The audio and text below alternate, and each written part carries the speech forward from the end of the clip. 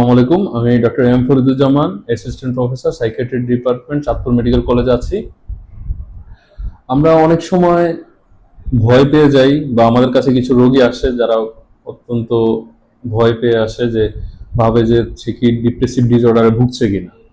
অনেক সময় দেখা যায় যে আমাদের আশেপাশে অনেককে আমরা পাই যে খুবই কয়েকদিন ধরে মন খারাপ বা কোনো কিছু করতে ইচ্ছা করছে না বা শরীর দুর্বল লাগছে, ঘুম হচ্ছে না, এই সাময়িক নর্মাল মন খারাপের মতো। তো তারা দেখা যাচ্ছে যে খুবই মানে তাদের এই সমস্যাটা নিয়ে খুবই টেনশনে পড়ে যায়, দুশ্চিন্তা করতে হয় যে আমি কি ডিপ্রেসিভ ডিসঅর্ডারে, মেজর ডিপ্রেসিভ ডিসঅর্ডারে ভুগছি কিনা।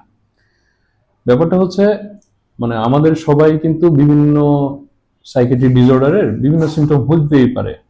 হ্যাঁ, আমরা সবাই কম বেশি এই সাইকিয়াট্রিক ডিসঅর্ডারের সিমটমগুলোতে ভুগি। কেউ যদি হঠাৎ করে পরীক্ষায় খারাপ হয় বা কারো যদি হঠাৎ করে বিজনেসে বিশাল একটা লস হয়, সে কিন্তু ডিপ্রেশনে পড়তেই পারে। হ্যাঁ, কয়েকদিন তার ডিপ্রেশন থাকতে পারে, অস্থিরতা থাকতে পারে, মন খারাপ থাকতে পারে, ঘুম নাও হতে পারে। এটার মানে যে সে মেজর ডিপ্রেসিভ ডিসঅর্ডার বা ডিপ্রেসিভ ডিসঅর্ডার ভুগছে তা কিন্তু না। নর্মাল মন খারাপ বলেও একটা টার্ম আছে, বা স্যাড ফিলিং বলে একটা টার্ম আছে। এই স্যাড ফিলিং আমাদের সবারই কম বেশি হয়। এটা হওয়া মানে যে সে ডিপ্রেসিভ ডিসঅর্ডারে ভুগছে বা কোনো একটা মেজর ডিপ্রেসিভ ডিসঅর্ডার রোগে আক্রান্ত, সেটা কিন্তু না।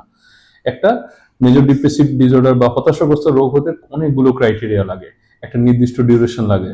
একটা মানুষ তখনই আমরা মেজর ডিপ্রেসিভ ডিসঅর্ডার বলবো যখন তার মন খারাপ, কাজে কর্মে উৎসাহ লাগে না, ঘুম হয় না, তারপর সবকিছু ভুলে যাচ্ছে, সবসময় মাথায় নেগেটিভ চিন্তা আসছে, অপরাধ বোধ যাচ্ছে, এই বিভিন্ন সমস্যা, 4-5টা সমস্যা যখন তার কমপক্ষে 14 দিন থাকবে, তখনই আমরা বলতে পারবো সে হতাশাগ্রস্ত রোগ বা মেজর ডিপ্রেসিভ ডিসঅর্ডার ভুগছে। এছাড়া কারো যদি নর্মালি খারাপ লেগে থাকে বা স্যাডনেস, সেটাকে কিন্তু আমরা কখনো ডিপ্রেসিভ ডিসঅর্ডার বলবো না।